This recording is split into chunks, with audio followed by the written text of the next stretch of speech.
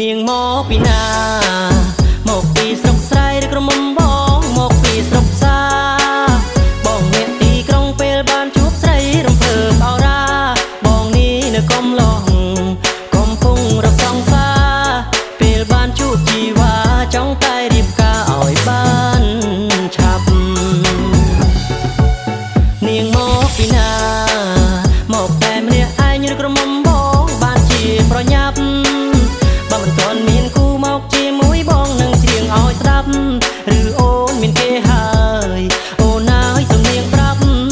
បងសួរស្របច្បាប់ទោះមកពីណាក៏បងស្នេហ៍ស្រុកស្រែក៏បងស្រឡាញ់ទីក្រុងក៏បង